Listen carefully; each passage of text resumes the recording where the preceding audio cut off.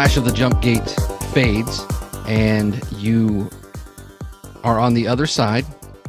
There's a bit of disorientation at first, and then as you start to become more aware of your surroundings, the first thing that you notice, you are coming upon a system that is not familiar to any of you. The coloring is more of it's a blue-green planet. It has like one natural satellite, but the thing that immediately jumps out to you is it is completely ringed by junk. Just space debris, looks like chunks of ships, things like that. You are well outside of its gravitational pull, but your sensors are just now coming back online. Gentlemen, this does not appear to be Urga. Okay. I thought we had our regular coordinates punched into the gate? What happened? The gate must have been reset to the previous vessel. Where the vessel came from? Yes. Came through? Oh, damn. So maybe this is where the cutter picked up the mutants or something, you think? It is certainly possible. Ugh. Can we do any kind of sensor sweeps to figure out where we are on a star map or something like that? Just a basic no roll tells you that the coordinates are conflicting. The computer system is having trouble finding navigational landmarks, and it's processing. Just so you got the hourglass is spinning. Ram will take the opportunity to try and manipulate the sensor systems to put out a ping and see if these are the local landmarks or the lack of landmarks is linked to anything in our database. Okay. That is a roll here, and it is 1d10 plus my... we're going to go with operation on this one? Yes. Okay. Rolling. 8. Nice. Oh, 12. Sorry, 12 with the +4. Right. Okay. So on a 12, that would get to a challenging rating, which is what you were looking for. Very good. So you start to manipulate the sensors and you start to identify landmarks, and that your best estimation is you are in a section of space called the outside, which is uncharted, near mythical area. And the reason it's uncharted is because there are no known working jump gates. The outside. In the outside, yeah. So there's no known operating jump gates in the outside. So how did we get here? Very quickly realizing that we are in the outside, or the best approximation of it we have, Ram's going to try and do a data dump from the jump gate. Okay. To try and get the coordinate data that the jump gate has. This could be worth quite a bit, quite a lot of money. So the first thing you notice is that the jump gate itself is mostly depowered.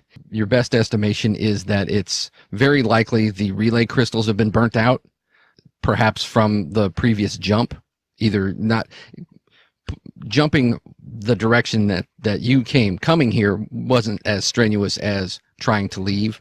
So trying to leave would generate much more power, and it doesn't have the amount of power needed to do it. It still has very little power, like operating system power, but it just doesn't have the ability to send anything anywhere.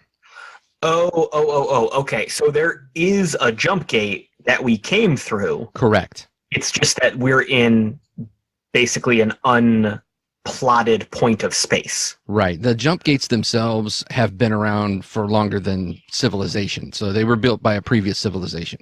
So, okay. Yeah. Okay. So I was thinking that there was no jump gate and we just dumped into somewhere we shouldn't be. I was really confused.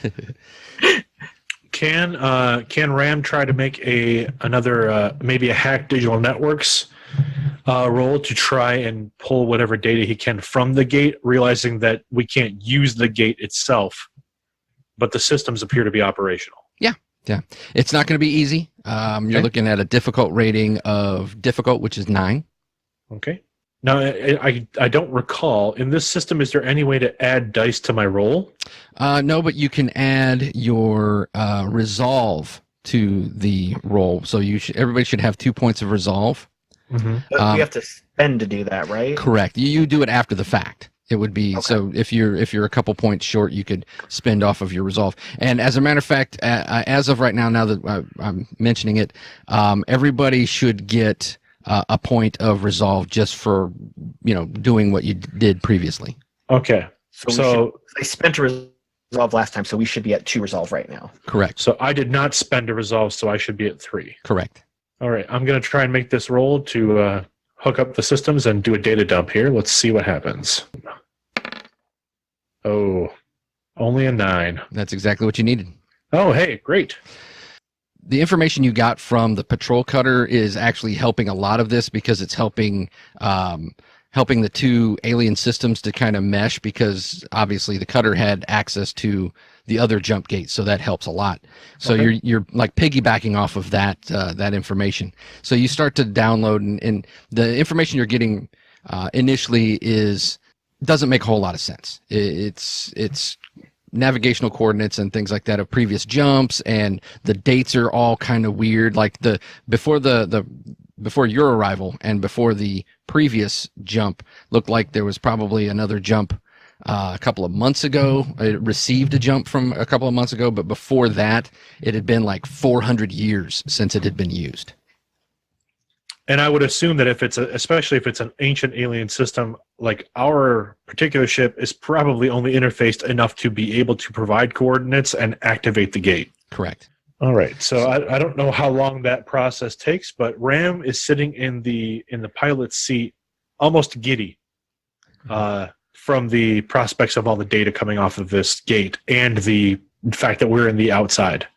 All right, so Pike, you're as you're watching through the view screen, like I said, it looks just like a space trash graveyard. So there's pieces of ships just kind of floating and bumping into each other and things like that. Just there's no rhyme or reason to what's out there. It looks like maybe chunks of satellite, things like that. Are we? Is it Calvin or is it Steven right now? Right now it's Steven, because Okay. we just got done with the mutants. Okay. All right. So, Stephen, what you notice is a very annoying background, almost like a quickening feeling in your brain, like a buzzing, like a splinter in your mind. It's nothing that you've never quite felt anything quite like this before. And as you're trying to lock it down, like what exactly is that? You're initially assume that there's some sort of a buzzing inside the cockpit, but no one else seems to be reacting to it. What's that noise? So I'm in the cockpit next to him. I'll look around a little bit, look down at the dials, the readouts, dials. What era are we? Hey, you know what? Dials are fine. Maybe we've got a mix of both. Dials, toggle switches. Yeah. Dials and switches, baby. Just because it's the future doesn't mean dials are obsolete. So I'll look around at all the control panels. What sound, buddy? I don't hear anything. How do you not hear that buzzing noise? Is it coming from that case we picked up? At this point, it just sounds like it's all around you. And as you're focusing on it, it causes this almost smothering sense, almost like an ancient wet blanket's like wrapped around your face, and you're trying to breathe through it. The more you focus on it, if you try and just kind of center your mind or just let it go, it eases up. But if you try and like, where is this coming from? What is this? And then it gets a little bit more harder and harder to breathe. It's pressing in on me. Whatever this is, we need to find it and make it go away. Excuse Okay. me. What is he talking about? Not hear that. Hear what? How do you not feel it? Stephen, I think you are sensing something we do not. Yeah, can we try to run a diagnostic on the ship or something, Ram? I'm a little bit worried right now. The systems are tied up in the data transfer at the moment. Ah, crap. Okay. All right. Steven, let's search the ship. How about that? Would that help you out? Would that help you feel a little bit better? Maybe. All right. Let's go. So let's just start stem to stern. We're going to look around. We're going to see what's happening. How about we head right for the cargo bay? I'm pretty sure that's where we dumped the package we picked up, right? Yes. Yeah, I know my ship. That's the one weird thing other than everything else that's going on right now. So why don't we start there? We'll see what's going on, and hopefully we can get to the bottom of this. All right. I want you to stay safe. I want you to stay calm and cool. I will monitor systems from here. Once the transfer is complete, I will then run a sensor sweep. All right. Let's keep an open comm line between all of us at all times. Certainly. And if you have audio, if you have video as well on us, Ram, I think I would appreciate that. I will monitor cameras. So I will grab my gore-covered sword. Okay. I'm assuming we didn't heal at all, right? No. Oh, good. So my face is still a little bit bloody. Clear my throat. If this is the movie, this is where I hack up a little bit of blood and spit it into the corner. Did you lose a tooth? Oh, there's definitely a tooth in there. Probably some bits of mutant too. And yeah, let's search the ship. Let's see what's going on. Okay. All right. The sweep of the ship is you really don't find anything of out of the ordinary. So the only thing that's different is, of course, the case that you brought into the cargo bay. As I recall, you never searched what was inside. No, we were grabbing it and getting out because of imminent death. Right. I thought it was locked. I believe it was locked, yes. Nope, it was totally open. We have all the secrets. You gave us everything. We are rich beyond our wildest dreams. Well, Steven's going to go right up to the case, and he's just going to pick up the nearest piece of metal he can find and start slamming it into the lock. Okay. And just angrily just must make it stop. Okay. After about 3 whacks at it, it's not like an industrial strength lock. It's more of just like a little vanity lock, if anything. So you crack it open, and the lid pops open with your last thrust of the crowbar that you hit it with, and inside is a power coil. Looks like pretty sophisticated. So I see this happening as I am maybe at the door of the bay or something. So Steven just runs over and starts smashing it. I'm trying to get to him, but right as I get there, that final blow hits and he pops open the case. Oh. I had my hand on my sword. I was waiting for something to jump out at us, but then I pull back. Oh, There's an idea. okay. That's while you're doing that, that's when Pike remembers that Steven goes away if you give him a shot of the drug Illuminix. I think I said that right. Luminix, yes. Because that's what will calm him down. But Steven's not a fan of getting shots. Thank you for reminding me of that because I had forgotten as a player.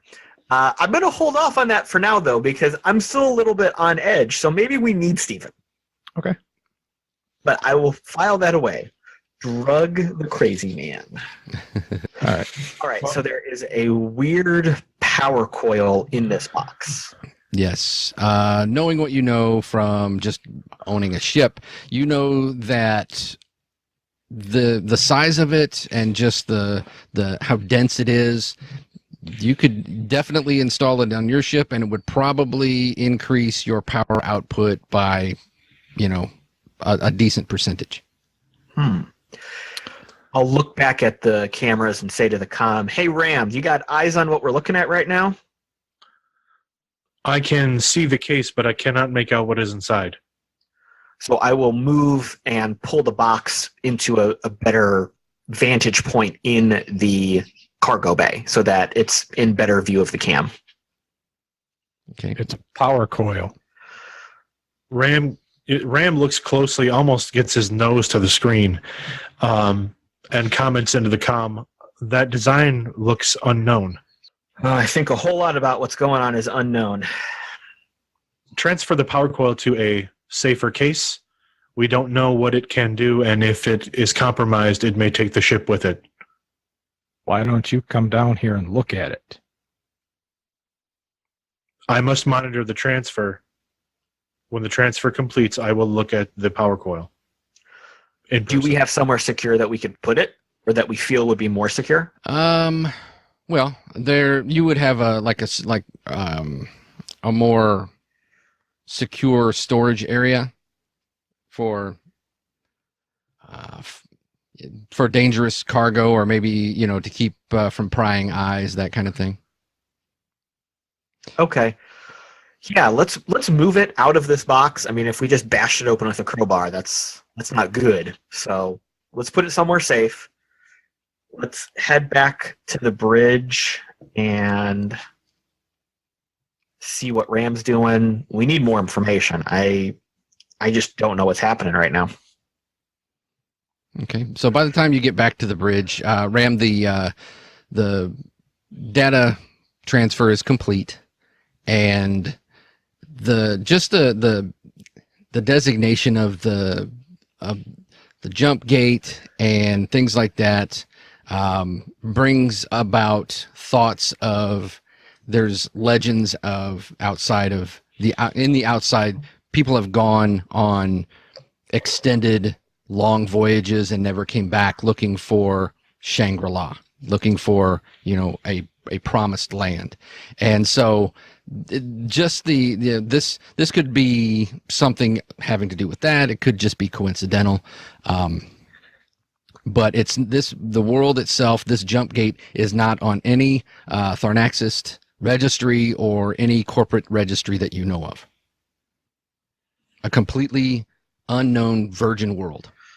Ram completes the transfer and shuts the connection down to the jump gate, and then turns to look at Pike. "Did you give Steven his shot?" No, and he won't. No, and I might. It just depends on what happens. He's scared right now. He needs me. We all need me. I can't disagree with that, but I am a little bit worried. Beginning the scan process to look for a possible route to a station or someplace we could set down. Well, let's do a system analysis of the ship first. I'm guessing you're still hearing that humming, Steven? Yes. Oh, yes, the diagnostic. Understood. Yeah, let's run that first. Quickly. Okay. A standard diagnostic runs, and yes, there is a slight power bump coming from your safe area, your secure area now. Nothing that would, it wouldn't make any kind of an audible noise or anything like that. Yeah, and that sometimes psychics are a little bit more sensitive to energy wavelengths and things like that. So it could be something like that, but it's just from your estimation, it probably wouldn't cause what he's talking about. Pike, nothing is appearing on any auditory level that we could detect. Try one that I can detect. It may be a different energy signature. I am unsure. But nothing is coming up on the sensors other than a power spike in our secure area. Well, that makes sense. That's where we put the power coil. Maybe it's not coming from our ship.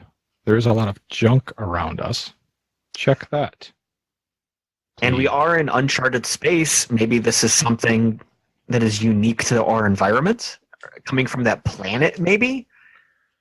I will extend the sensors outside the ship.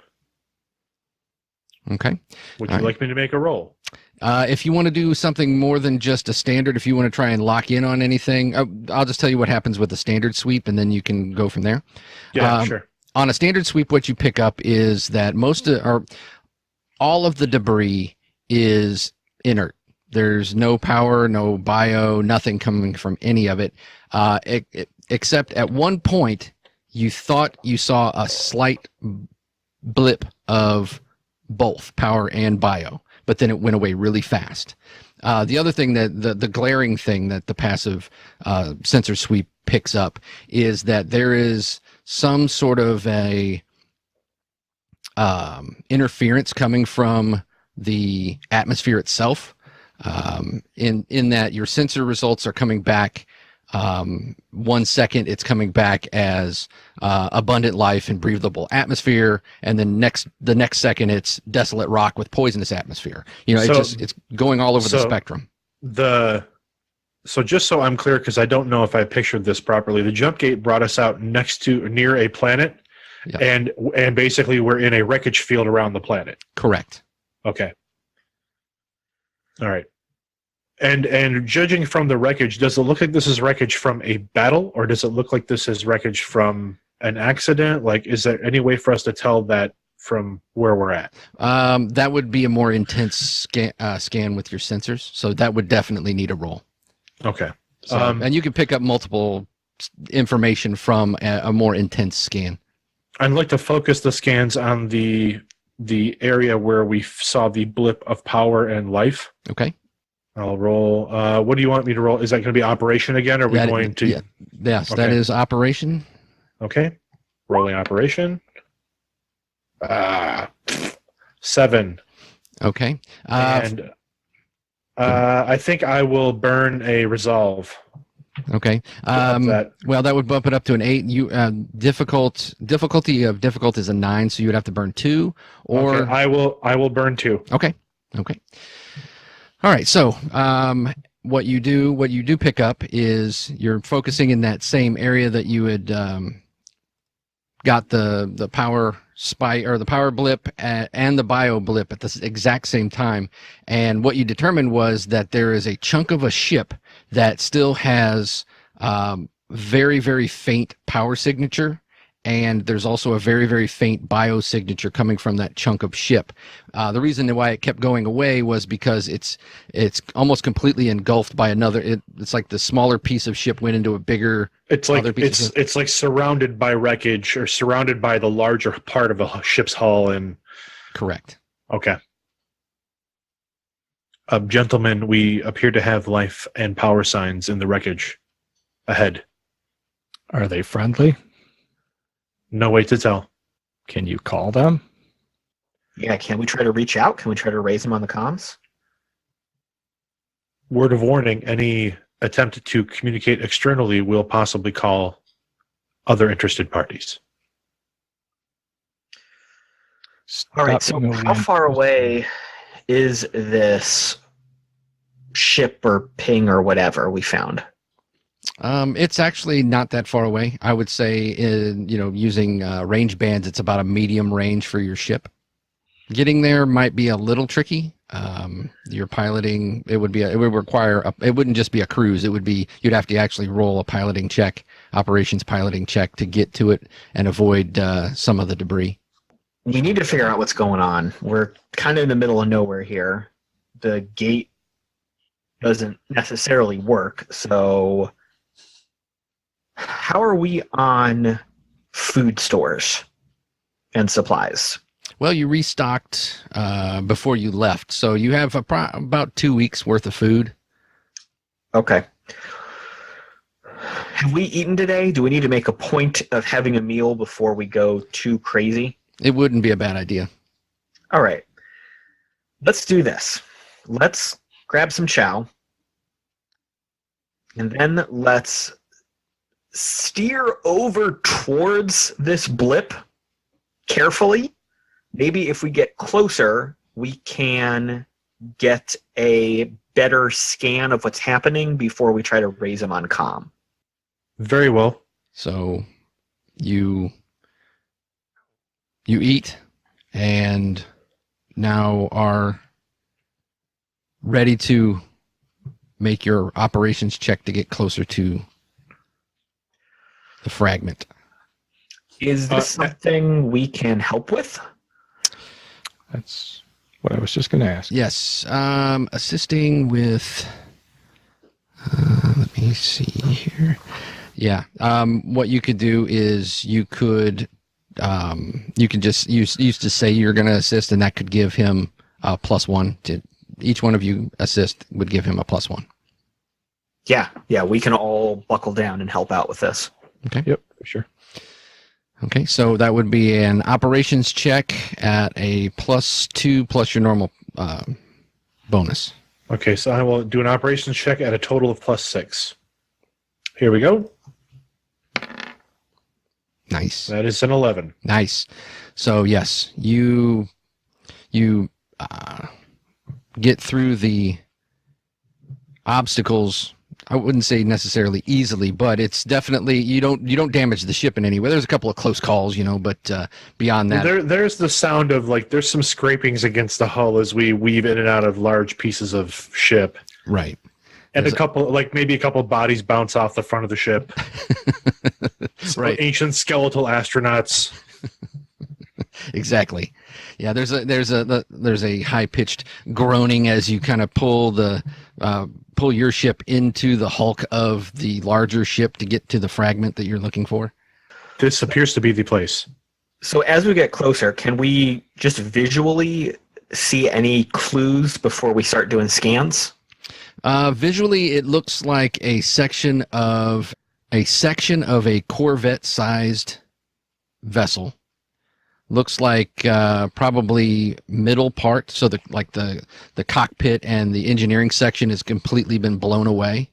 So just the middle section is there, and emergency bulkheads look like they have sealed off. As we get closer, how does that noise affect Steven? The noise has not changed. Getting closer has not changed. This is more of a lateral move than it is getting closer to the planet. It did get marginally stronger as you approached the planet to get, to move to the side to get to the wreckage, clear shot at the thing you're looking for. So, yeah, it does seem like the closer you get to the planet, the worse it gets. It's not to the point where it's crippling or anything like that. It's more of just an annoyance. Okay. Well, the closer we get to the planet, the more the noise is annoying. Can we Good find to us- note. So it might be emanating from PlanetSide itself, which is interesting. Okay, so let's try to scan what we're looking at here. You said there was some sort of evidence of power or life from this Hulk that we're in front of right now? Yes. Not this particular Hulk, but inside this Hulk, as the Hulk piece rotates, you will see the separated piece of spaceship. It's sealed. So this other chunk of ship that's sealed off is embedded inside, punched through the hull of this larger cruiser. Imagine a large chunk of round hull or spaceship hull, right? And basically this smaller piece has drifted inside of it. It's not they're not linked, they're not connected necessarily, but it's the way I picture it anyway, is a separated piece of hull or a compartment of a ship that's been torn out and is just kind of floating inside this wrecked piece, this larger piece. Oh, gotcha. So it's just almost two different wrecks, two different Hulks. Their pieces have just kind of drifted together. Gotcha. Okay. Yeah, I was picturing one punched into the other, not floating in the gravity well of. Gotcha. As we are getting closer, as we are kind of watching this ring orbit the planet, can we get lucky and have the bigger piece orbit in such a way that we can see the inner one, or is it completely hidden from us? Oh no, you can definitely see it. That was what the piloting check was to get in close enough so you can visually check it, and you're now drifting alongside it. Okay. There does not appear to be a visible docking point. We would have to spacewalk. And we'd probably have to try to cut through the bulkhead if we're trying to get in. We would have to do so without compromising the interior of the... How big is this chunk? Is it something that we could get into our cargo bay if we wanted to? It would be tight. It would definitely be tight. Well, I don't want to go that far because that sounds horribly, horribly stupid. Do we have a extendable docking port? Oh, like an umbilicus? That's the word I was looking for. Yep. Could we just use that, hook it up, and then cut our own hole? That might be extra risky, though. What if the bigger piece rocks in orbit and breaks the umbilical cord? Could we winch the piece away from the larger wreck? You could. You don't have your ship isn't equipped with grapplers, is it? I think you have grapple defense, but you don't have grapplers. I don't think we do. I'll double check the sheet real quick. Well, wait a minute. Do we have extra vehicular jetpacks? Does that exist in this game world? Well, your space suits would have, minor thrusters, so you could do a little bit of maneuverability. It's not something where you could rocket away or anything like that. Right. But could we potentially spacewalk over to this chunk of ship and using our maneuvering jets essentially shove it out of the shadow of this bigger piece? So it's drifting, and it's drifting towards our ship, and so that we can kind of maneuver the ship to catch it almost, and almost accept the momentum of that, like absorb it. Certainly possible. Another thing, as I look at the player vehicle sheet here, we have magnetic defenses which are +2 to avoid grapples. I'm wondering if I could manipulate that system to, instead of negating magnetics, to basically make a low-level magnetic field that would allow us to maybe, not necessarily tractor beam it out, but slowly pull it along with us for a short distance. So reversing the polarity is what you're saying? Yes, I'm going to check the tech. Yes, you certainly could do that. Okay. Ram will present that then as an idea to the group.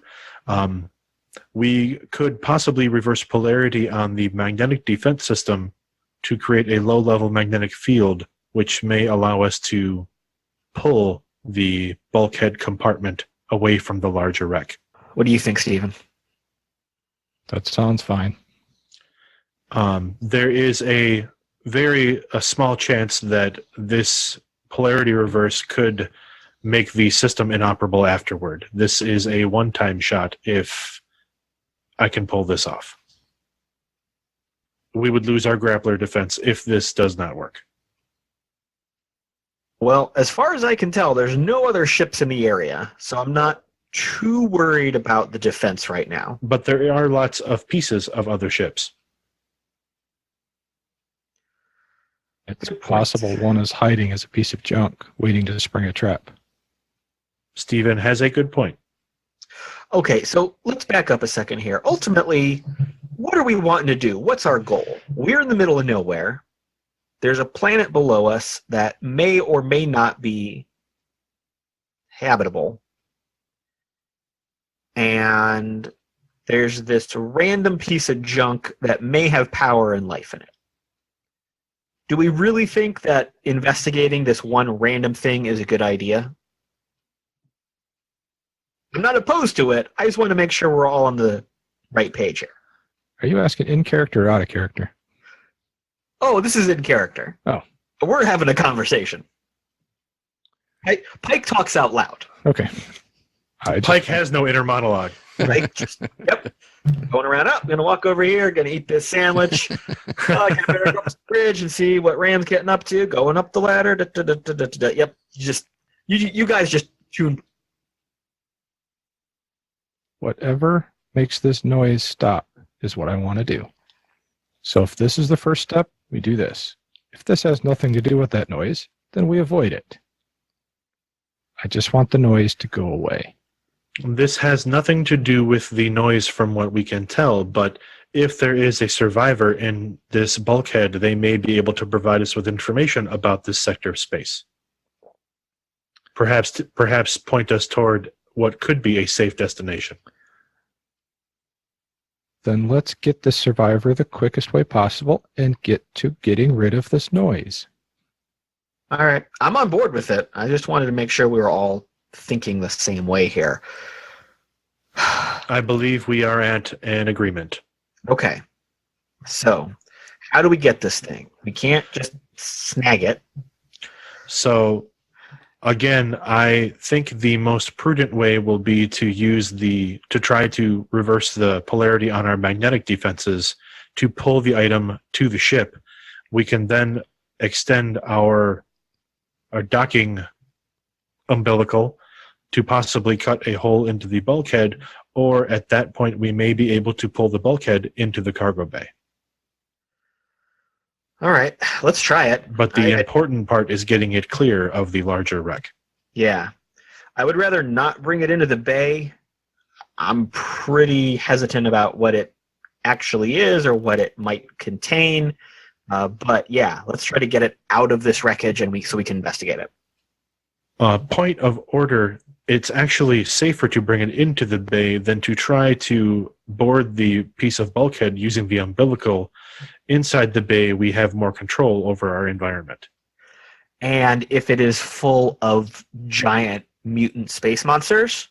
Then we eject it from the bay, as we ejected the mutant from the other ship. That's a good point. Again, we control the environment. That's why I keep you around, Ram. Good job. Thank you. All right, let's do that. Yes, quickly. I will need you both to suit up and go to the bay to assist in bringing this piece on board. Okay. Very well. I will help Pike put on his uniform again. Thank you. I will be on comms. All right, so Ram is going to roll his manipulate linked systems to try to modify the magnetic defense system to create a makeshift tractor beam. Okay. All right. That is definitely a difficult task. So your target number is 9. Take that down. Boom, boom. And here we go. Let's see if this works. Ha-ha! Oh!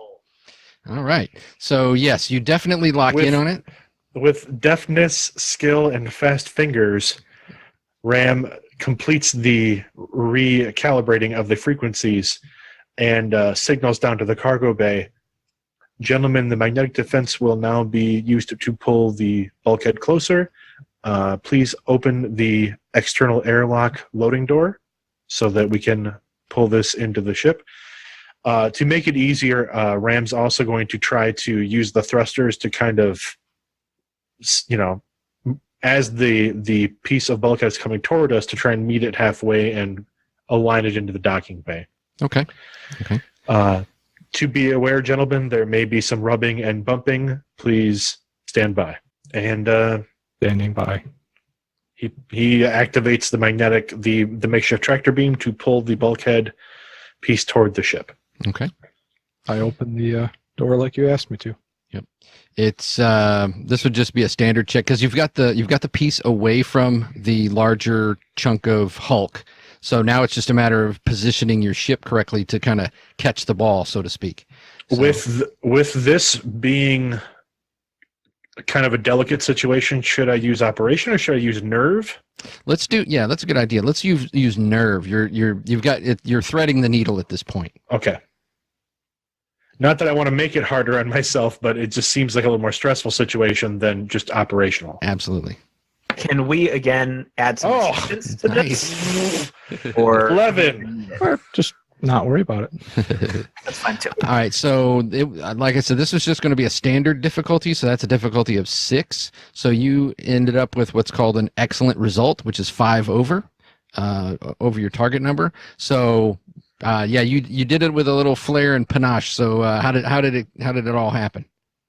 So for the guys in the bay, you see the bulkhead opens and you see this or the bay opens and you see this big hunk, this big like compartment of ship kind of headed toward the bay, and it looks like it's at a weird angle, and then you can hear more feel the ship like shudder twice and like start to tilt, and literally as the bay is lining up with the bulkhead, there's one more push and you feel quickly a thrust from a reverse from the front of the ship as the bulkhead just slides right into the cargo area and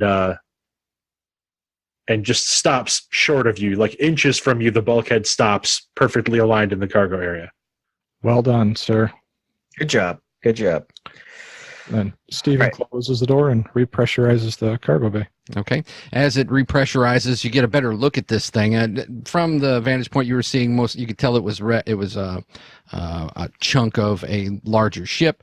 But now that you're really getting a good look at it, it looks like it is a pod. So it's from a modular ship, and it is a pod that had been ripped away from this larger modular ship, and it definitely has the markings of TTMC on it, which is the mining company.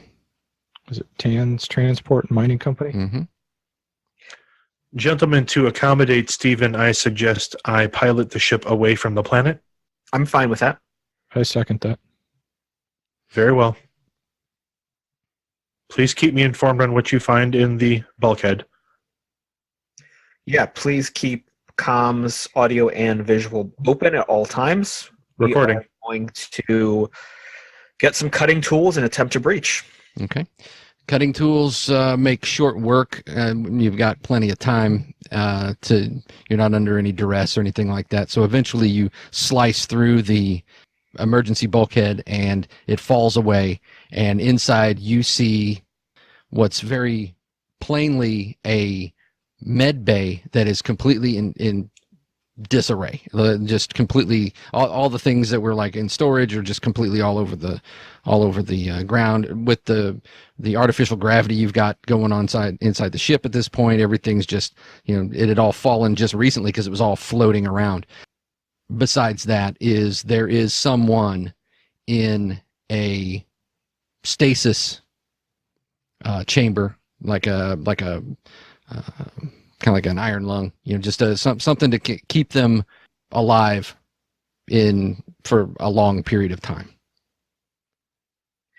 All right, so right before we did the final cut through into this chunk, we definitely grabbed our weapons, made sure we had them at close hand. As we cut through the bulkhead and we see this, is there power to this med bay other than the stasis chamber? No. Everything else is completely drained. The internal power of this stasis chamber is almost completely dead. It's last flickers. Okay. I'm going to assume we have some sort of portable light, little flashlights or chem sticks or something, right? Yes. All right, so I'm going to pop open, turn on a couple of those, toss them in ahead of us so that there's light before we even walk in. Take a good look around, make sure this is all we see and there's nothing lurking in the corners. Yeah, the only other thing that of note is there are medical supplies here. There's like a cold storage area where you can tell there's probably some sort of like fluid replacement and possibly like blood products, things like that.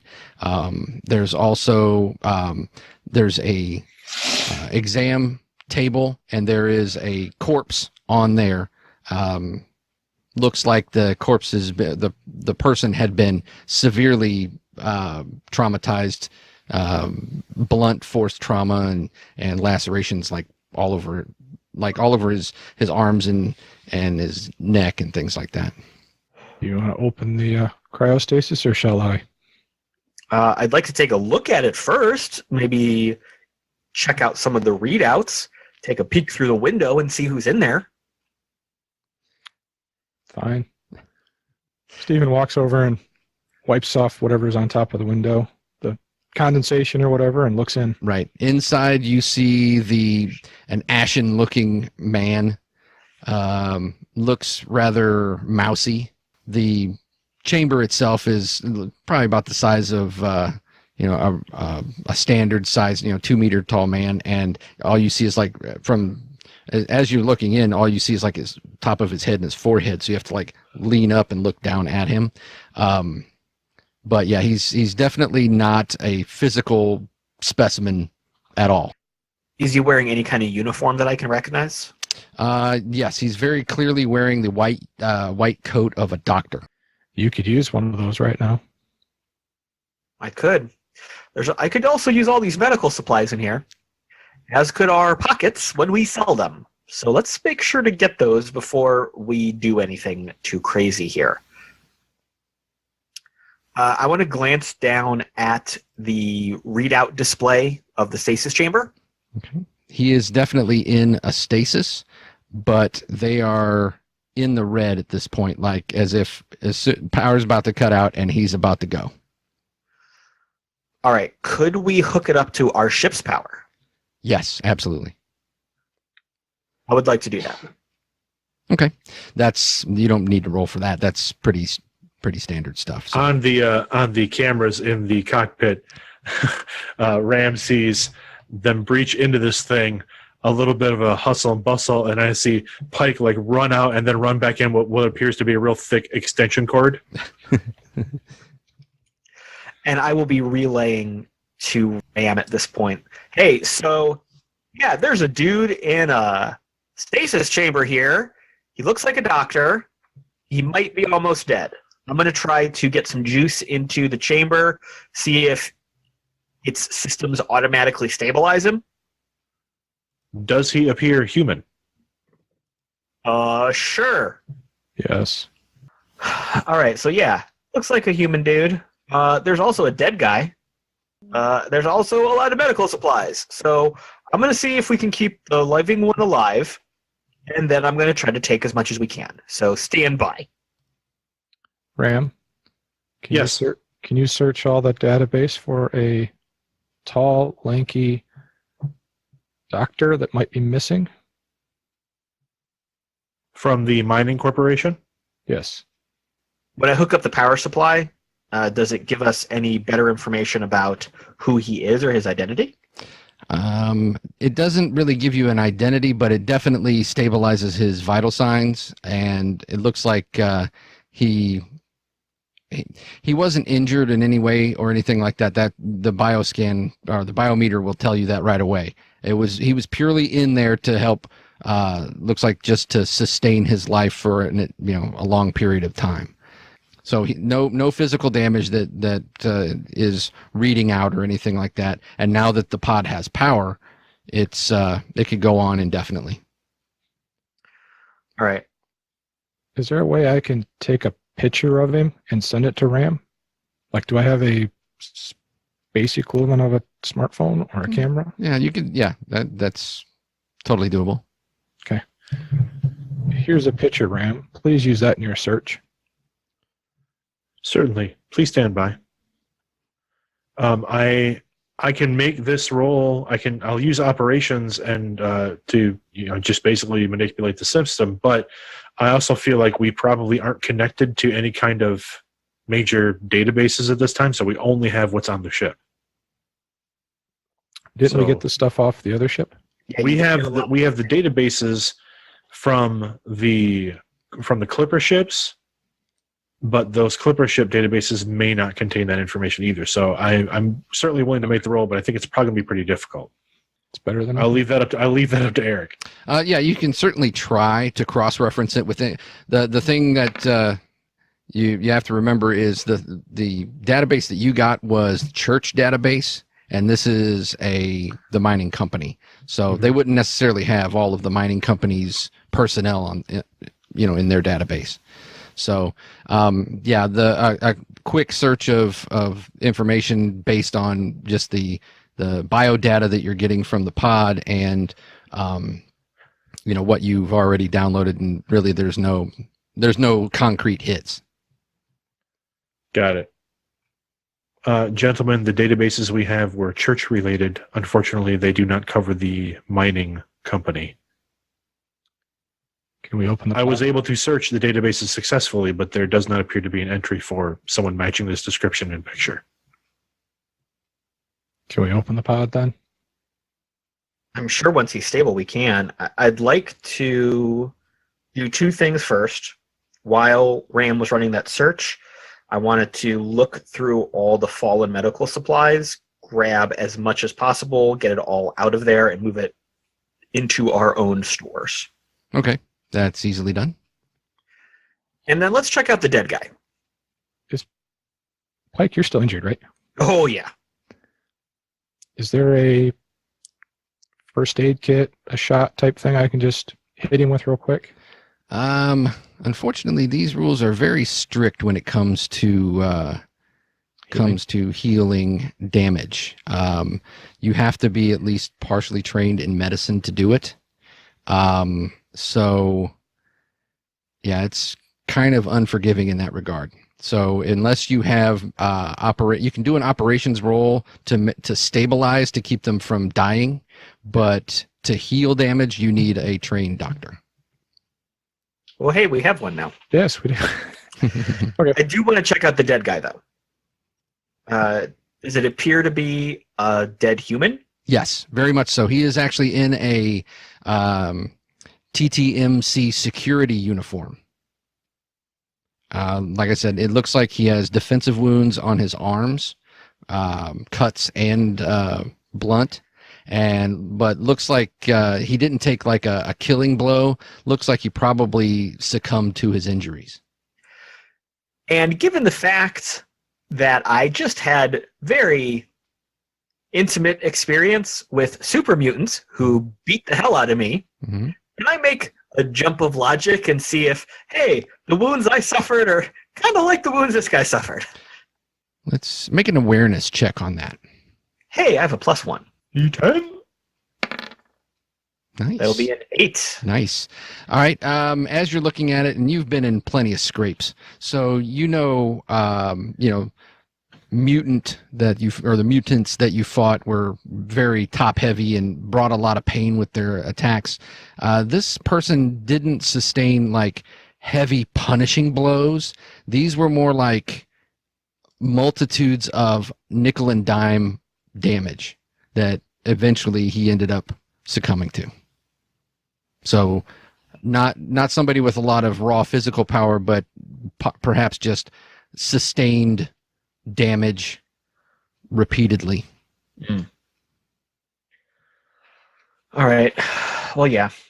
If I'm not thinking that he was immediately killed by the things that almost killed me, I'm just saying, all right, well. And he's super dead, right? Not. Oh yeah, he's Not twitching. No, nope. Okay. It does not appear that there is any embryonic thing growing out of his chest. Not at this point, no. Oh, great. That's going to happen later. All right, yeah. Hey, doctor. You want me to open it? Yeah, let's make sure he's stable and open it up. Yep. All right.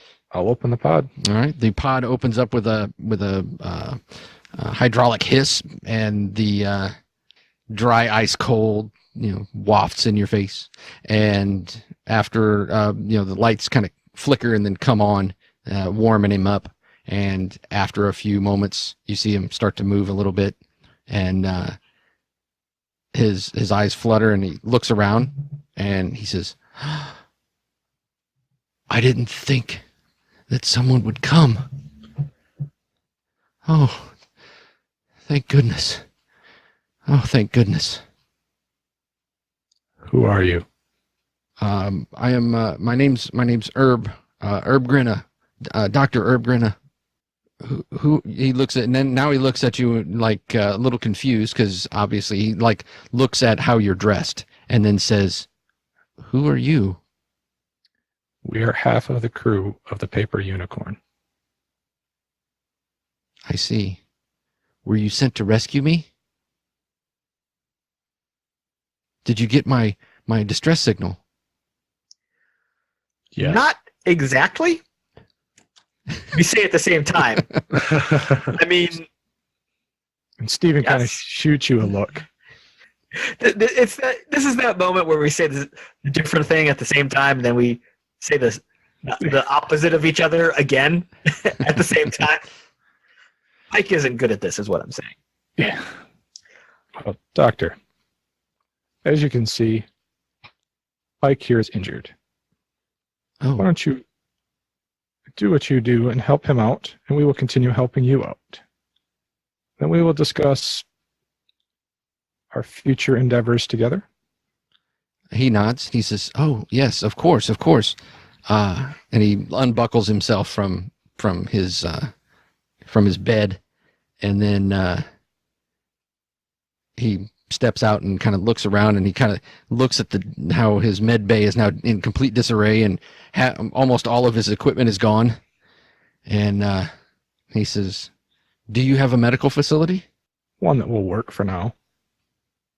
He touches Pike, he kind of like tenderly touches some of your wounds, and he says, "Ooh, you really sustained a beating. Yes, we need to get these looked at." Yeah, I would appreciate that. Went through a bit of a fight. Yes. Speaking of mutants, what killed your friend over there? I didn't really see it well. It was we were pursued by the only thing that I could equate it to is a synth, but that it didn't make any sense that we didn't locate any synths on the planet. Here, let's get your friend taken care of, and then I can give you my full story. Unless you want me to just talk about it now. No, I would appreciate stopping bleeding. Very well.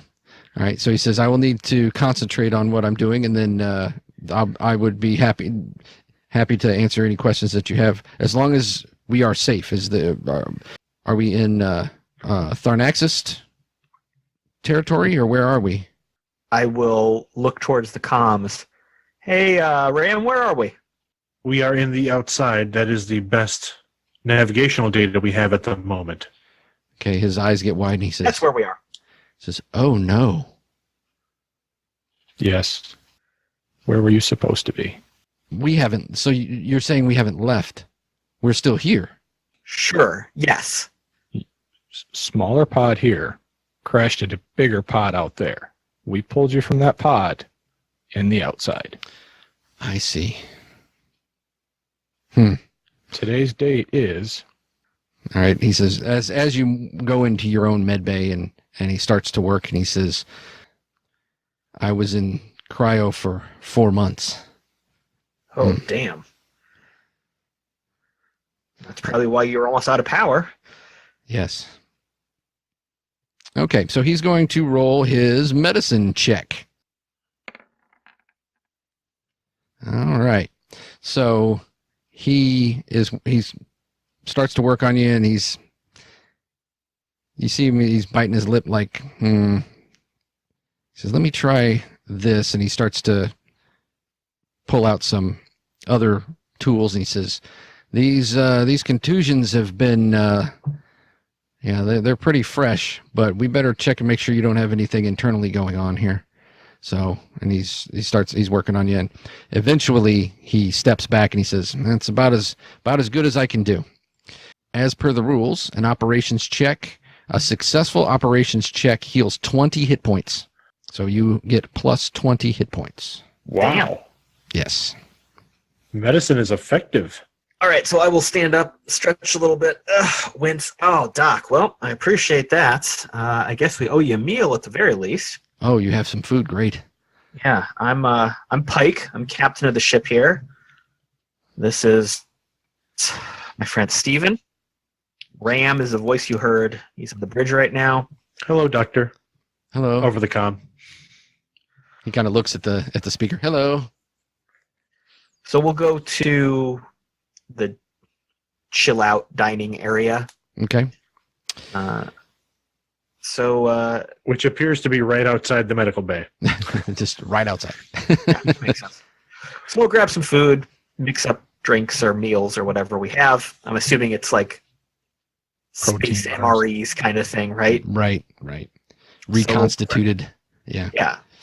I'm sure after 4 months of being alive but not eating, dude's hungry. Yeah, he's famished.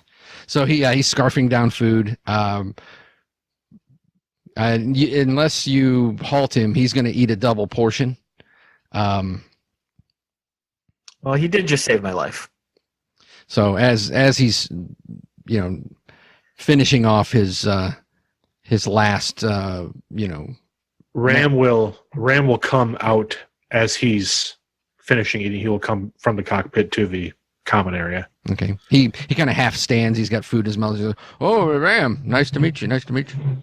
Why were you guys out here? He says, "Well, I was the medical officer for the for TTMC Surveyor 4.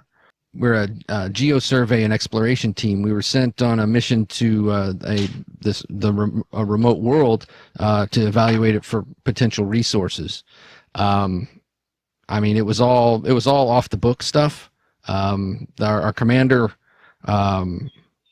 Captain Trist, she wasn't required to tell us anything, so we really didn't know much about the specifics or the details that much. But all I knew was that there was scuttlebutt around the crew was that there was a jump gate that was found, and the coordinates were located, and we came here looking to survey the world. And almost immediately, Captain Trist was she was affected by some mysterious malady. I couldn't lock it down. I had no clue what it was. She initially started to complain of this intense headache, and it just kept growing and growing in intensity, to the point where she started to have convulsions, and she went into a coma. Was she psychic? I don't know. Why do you ask? If she was, she didn't report it on any of her medical records. Doctor, can you describe her symptom?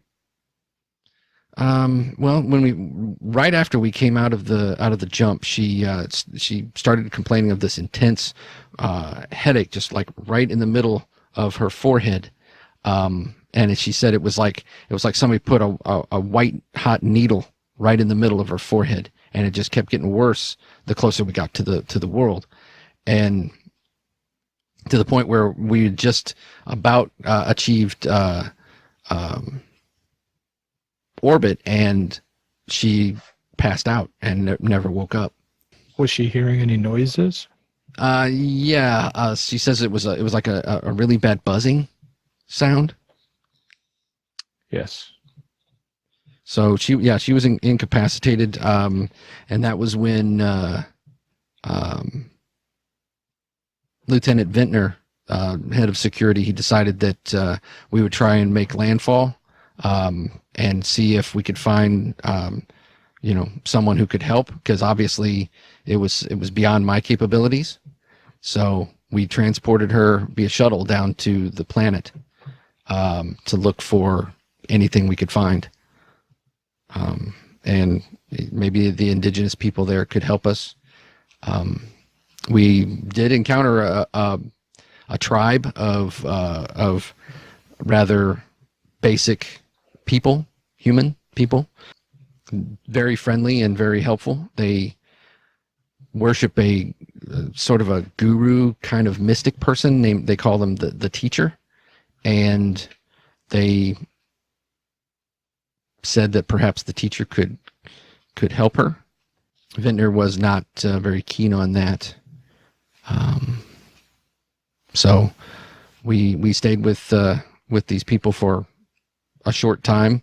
They have surprisingly, for as technologically ignorant as these people were, they had a surprisingly high-tech infrastructure. providing for their biological needs. Possibly ancient in nature. Yes, very much so. So, and they seem very perplexed by the captain's illness. Did you ever meet this teacher? No. One night, a group of the Mystics men showed up and took Captain Trist to see the teacher, but we were not allowed to go. And she didn't return. They never brought her back. Vintner decided that he was going to go and try and find her. And that night he returned. Only he returned. None of his men returned. And he was bloody and said we had to go.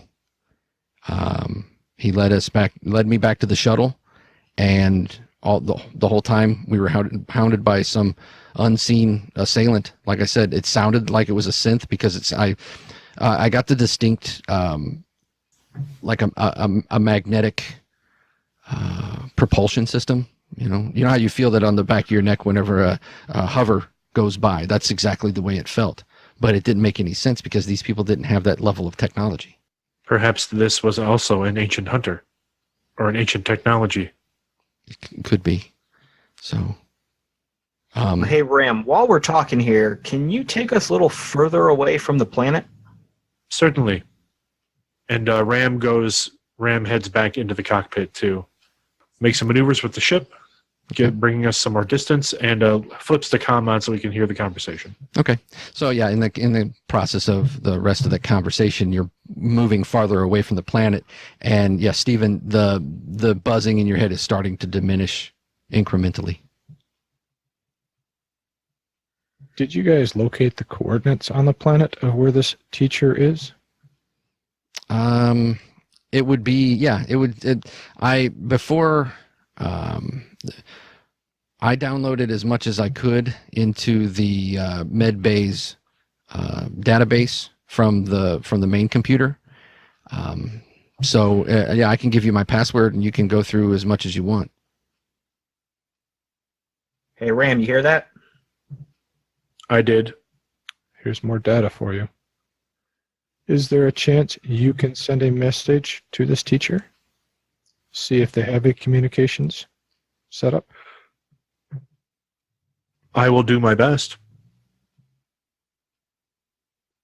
I will scan some frequencies from the planet. We may have to get closer for communication purposes. Well, Doc, I'm a little bit curious. What happened to your ship? How did you end up in the middle of nowhere, floating? I don't know if you noticed, but your med bay is in our cargo bay. The rest of your ship isn't. Right. He says that there's and I'm not a tech guy, so I can't really explain it real well or tell you exactly what it is, but there's some sort of ionization interference or something like that going on with the atmosphere where communications, once you're planet side, you cannot communicate out. So we were unable to receive or transmit communications back to the ship.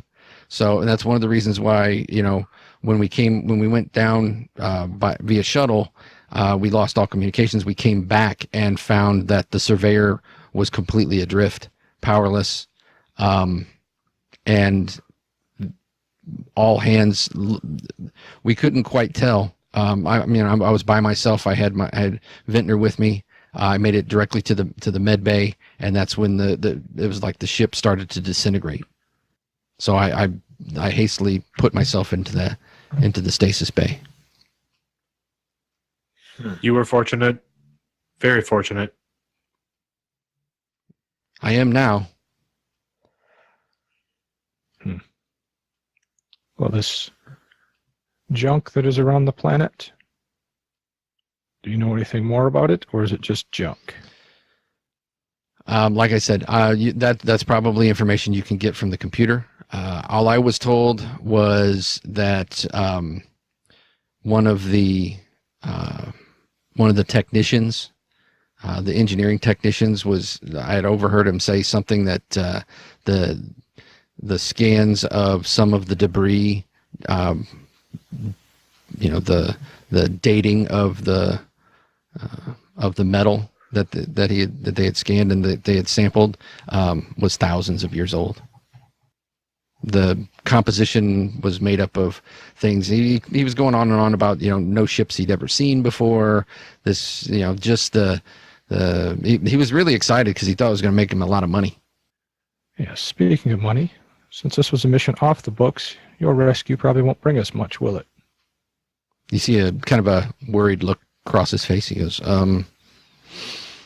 well, if I've been gone for this long and I could probably, I wasn't the highest up when it came to merit, when it came to well, let's just say I wasn't particularly liked in the company. One of the reasons why I was sent on this mission was to act as if there was going to be a colonization or a mining colonization, I was to stay, along with some of the engineers. So you were being punished. Yeah, I suppose you could say that. So, question for you, Doc. Mm-hmm. Do you want to go home? Well, I don't want to stay here. Well, none of us want to stay here. But if we get out of here, do you want to head back to the company, to your corporate life? Well, let me put it this way. I went to a corporate university on the corporate dime. I was recruited for exactly what I'm doing. And I've worked for the company now for 10 years, and my education debt has been reduced by about 5%. Upon my death, then my student debt is paid in full. It's hard to collect from a dead man. Yes. Sounds like you're looking for a new job. Well, same job, maybe new location, maybe with a new name. Well, for the time being, you are a welcome addition to our crew if you're going to keep us alive. We certainly can't chow down like you just did, but we will ration our foods until we can replenish our stores, and this might become a profitable relationship for us all. Well, I appreciate the opportunity, and I appreciate what you've done. I must be completely honest with you. I am no warrior. I'm not. I'm not very good in a fight.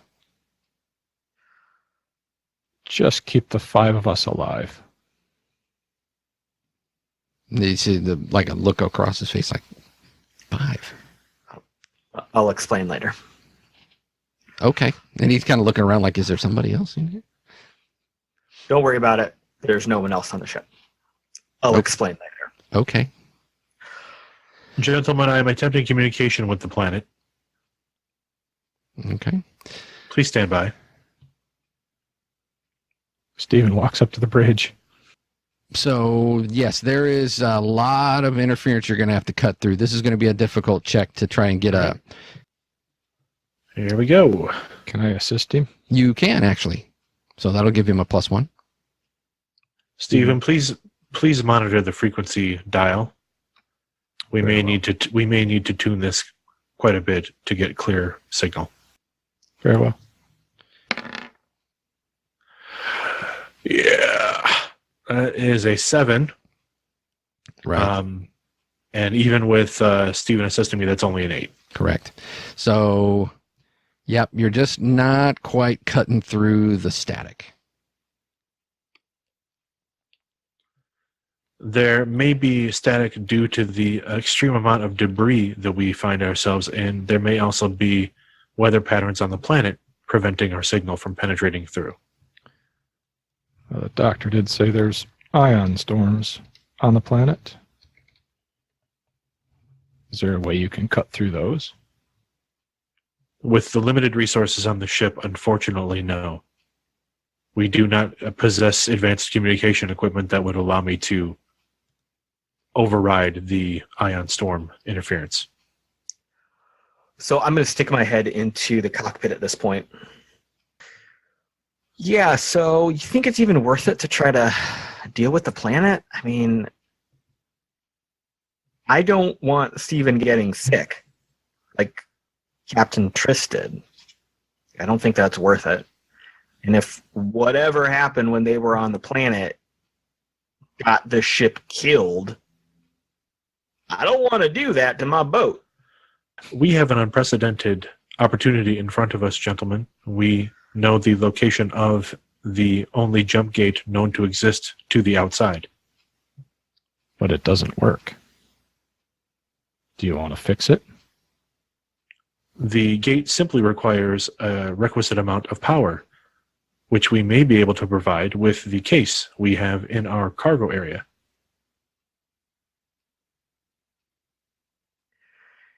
And I am quite positive that if we go back to friendly space, we can turn this information into our favor easily.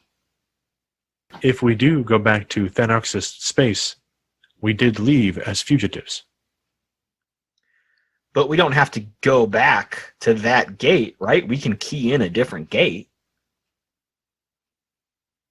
We can attempt to key in a different gate. The gate location appears to be wired in at this location. However, previous experience with gates would allow us to send a code to change destinations. However, again, this gate may be different than others as it is difficult to track or connect to from the other side. Just so you know, one of the rules, it's your hacking abilities, like tapping into wired into networks and things like that, is the level 1 abilities. The ability to hack into jump gates and put any destination you want is a level 7. Yeah. So yeah, you were able to do it from activate the gate using the codes you got from the cutter, but yeah, hacking into and changing your destinations at will is that's way up there. Pike, I regret to inform you my skills may not be enough will not be enough to change the location hard-coded on the gate. So in other words, we need to find somebody that can change it for us, or go back to the place we started. Is that correct? That would be my current analysis. Or we may find among the wreckage of these ships ancient technology which may allow us to jump ourselves without the use of a gate. However, that technology is fabled and may not exist in this debris field. Yeah, another setting piece of information is ancient tech they call them artifacts, and they are the biggest treasures in the known galaxy. Would there be something on the wrecked ship that could help you? There is a large amount of debris, and very much of it is technological in nature. There may be an item in the field that could assist, but I cannot tell at this particular moment. It would require time and detailed scanning to find out. And please also remember that the equipment in the field is depowered, and we have no way to actually contact it other than some ancillary scans. So we may find communication equipment, but that would be no guarantee that it would assist in our endeavor. I am open to options, gentlemen. Well, we can't go back through the gate, back to where we started, because we'll just get arrested. And our new doctor will get back to his previous life, which he does not want to do. We can't jump anywhere safe. So we either stay here, risk getting arrested, or do something useful. I like your idea, Ram. Let's go with that. Shall we explore the outside, gentlemen? Perhaps the doctor can find some device to help me with the noise. Yeah. Yeah, Stephen, if nothing else, you put things in perspective. So let's talk to the doc. Let's explain a little bit about what symptoms you're experiencing. Maybe since he's had 4 months to think about it, he can figure something else out. Maybe we can scavenge something from the wreckage. I mean, we've got nothing but time on our hands as long as we don't run out of food. All right. Stephen walks back to the doctor. Okay. He's organizing the med bay. So, doctor, Mm-hmm. what your previous captain was experiencing is the same thing I'm experiencing. He turns around. Oh. And he says, right here in the center of your forehead, between your eyes, right here? Yes. Hmm. It feels like a heavy blanket weighing on my chest as well, and a very annoying static sound. I see. I'm going to tell you something that your captain neglected to tell you. I am psychic. Oh. Nobody else on the ship is. Well, one other person is, but he's taking a nap. The other two that are awake are not. So this must only affect psychics. I see. Well, Is there a way you can scan something in my brain to see if there's a way you can block this? I can try. That makes a lot of sense. Let me see what I can do. Here, have a seat. And he starts to scan your head, and he's hooking up different trodes to around your head, and he's looking at results. In the meantime, what are the rest of you guys doing? Ram has started the scans of the wreckage. He's attempting to plot a course through the wreckage around the ring of the planet. Okay. To try and get the maximum amount of scanning range within the ship without taking any damage or without risking the ship. Okay. I'm going to hang out in the med bay.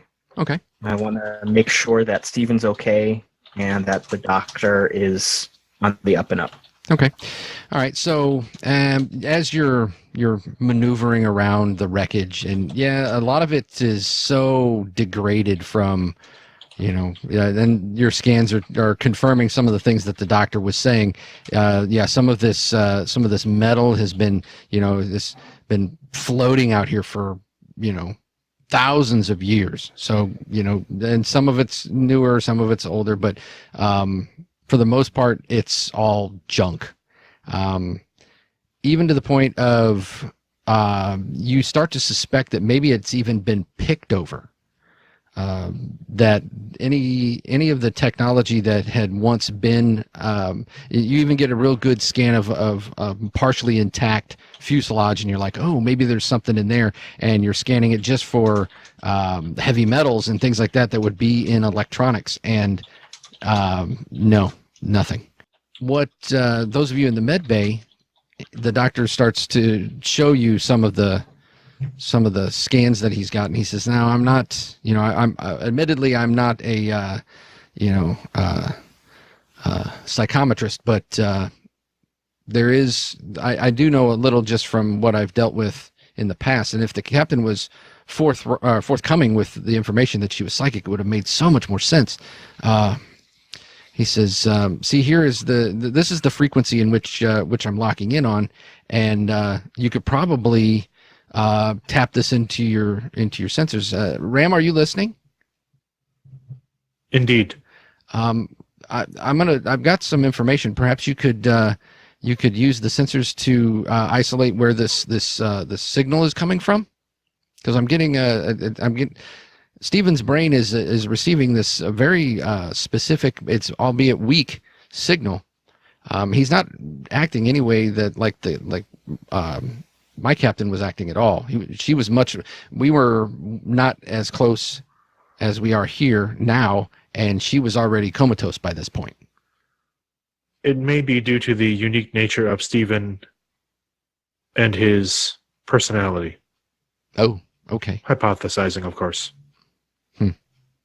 Is there a way you can piggyback on this signal and send them a message? if they can get this message off the planet, maybe we can get something back on the planet using the same frequency. There's a little bit of silence in the comm as Ram is kind of calculating some things in his head. That may be possible, but if this frequency is attuned to a psychic frequency, then we would likely not be able to send on it, as psychic information is sent at a different wavelength and pitch than standard data. For example, the ship cannot pick up psychic frequencies because they are not considered data frequencies. Understandable. Stephen, would you be able to project perhaps a thought? Perhaps. I've never done something like this. Perhaps the drug could assist. It does appear to have a somewhat uninhibiting and calming effect. It's possible. I'm not usually the one that dabbles with the possibility of what the mind can do. I'm the one that usually keeps us alive. Well, maybe we need to play a little bit of both sides here and see what Calvin can do for us. Pike, you see this look on Stephen's face of frustration mixed with a little bit of shame. Because for once in his life, he needs Calvin to do something, not the other way. Fine. And then, So I will get a dose of the Illuminex. And normally I would, like, I think what I would do here is he would start to hand it to the doctor and then say, and think about it for a second. No, hold on. Let me do this. you might be able to take a punch better than the doctor. And I'll go over to Stephen. Stephen turns around and like puts his hands on the door frame and like white knuckles it. He does not like shots. I'm guessing this is like a needle injector, or is it like a hydro spray or something? Yeah, it's like an auto injector. Yeah. Cool. So I'll just bam, jab him right in the neck. Nice. On the count of 3. 1, jab. Right. Okay. If Stephen is allowing it, then I guess the transformation happens without a problem. Yeah, you see the typical Stephen kind of closes his eyes and kind of slouches his shoulders down and looks like he's about to pass out, and then kind of slowly shakes his head and looks over at Pike. Oh, I see we're safe. And then Calvin just wraps his arms around Pike's thick neck. Thank you. So, what did we miss? Well, we're nowhere near home. We're in the middle of nowhere. Oh, who's that? Yeah, the doctor This- looks and says, "Fascinating." This is Dr. Herb. Doc, this is Calvin. Calvin. Calvin reaches over and gives the doctor a hug. He seems, it's like, he tenses up. Hello. Hello. And this is the other member of our crew. I see. A psychic-induced split. Fascinating. Welcome back, Calvin. Oh, hi, Ram. How are you? I am well. Was Stephen mean to you again? Stephen was Stephen. Do not concern yourself. I'm sorry. Hey, we're alive. That's all that matters. What's that noise? I'll look over at the doctor. It's a low psychic frequency that we've locked in on, and Stephen was not able to manipulate or reverse the projection, and it was determined that maybe you can, given some assistance. Calvin kind of looks over at Pike. Okay. What do we need to do? Well, it's all pretty much up to the doc. I don't know what's going on, buddy, but I think we can maybe trust him for now. We did save his life. He owes us that much. And if we can figure this out, we can maybe make planet fall and get some supplies and maybe see if we can head home. Okay. So what the doc suggests is trying to align your communications along the same as approximate to the frequency as the psychic frequency, and to see if there's any way to enhance. So what I'm going to say is it's going to be, for Ram, it's going to be an operations role. All you're really doing is just kind of aligning things. So it's going to be kind of easy for you because you're really not doing a whole lot technologically. So I'm going to say it's going to be an easy roll, which is a 3 target number. Okay. But if you get an excellent, you'll give Calvin a +1. If you get a superb result, then you'll give Calvin a +2 on his influence check to try and make psychic contact. All right. Well, let's do this. Ram will do his best to try and create a hole with the sensors and capabilities he has. Try and give him a clear path. Here we go. Nice. 11. All right, so that is definitely 10 over the.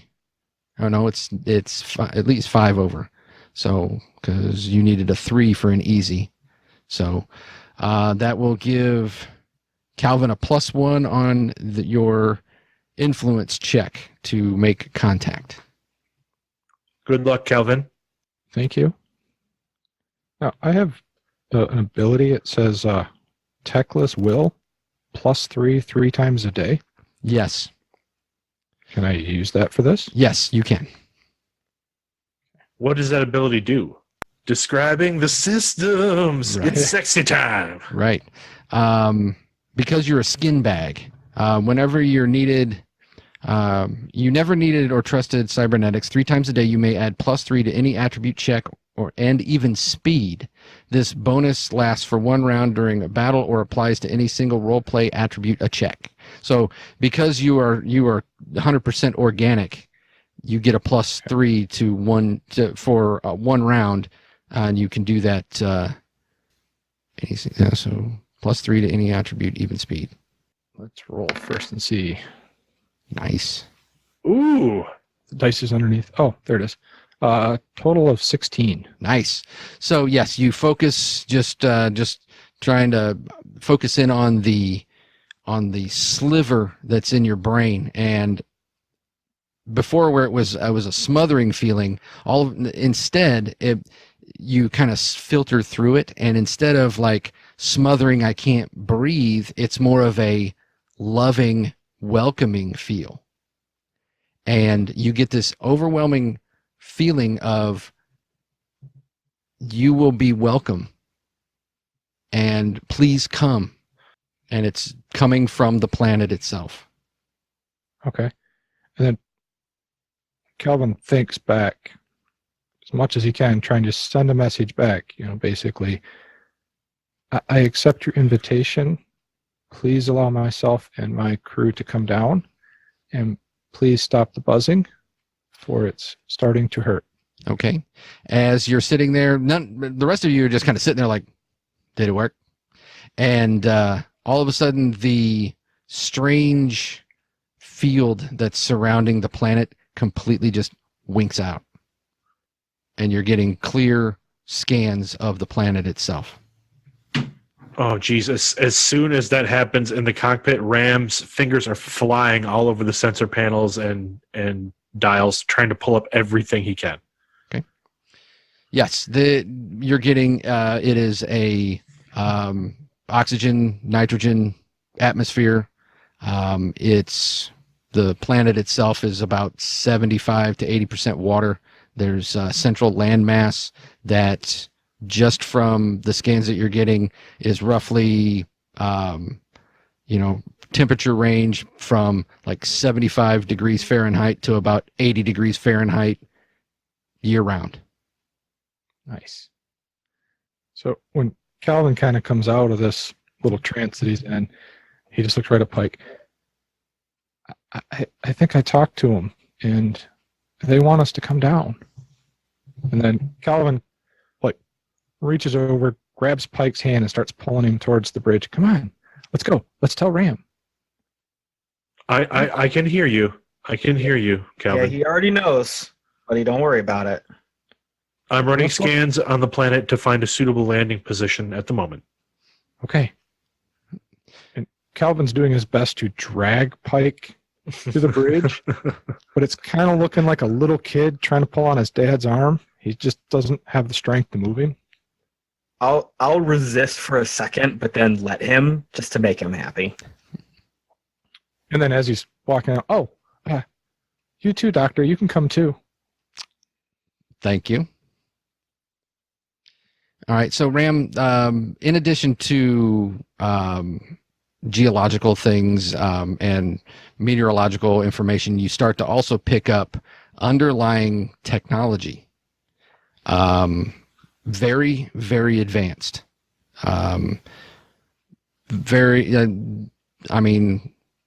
Synth-based technology, but of a scale that, like, the power readings are just through the roof. As normal operating procedure for RAM, he is taking all the sensor data and archiving it as well. Yeah. Setting information, the synths run everything. Having a planet that's run by synths is not anything new. They're kind of dicks about it. So, But it would be a surprise to find that a planet here in the outside that was populated by, or at least it looks like possibly at one point set up by synths. Correct. And synths, 100% synths have absolutely no psychic ability. All right. I believe I have found us a suitable landing position near what appears to be a large primitive city. Okay. Let's go. Yeah, let's sit down. I will begin landing procedures. Everyone, please buckle in. All right. So Calvin jumps in the seat right behind you and does the traditional rubbing your shoulders. You're doing good. Anyone on the crew has seen RAM. This entire situation, he finds it very, very interesting and almost pleasurable. The new tech, I'm assuming, not Calvin rubbing your shoulders. No. In fact, within moments of that starting, again, Ramp says, Calvin, please cease physical contact. Okay. Please sit and buckle your seatbelt. And he does. He's just very fidgety.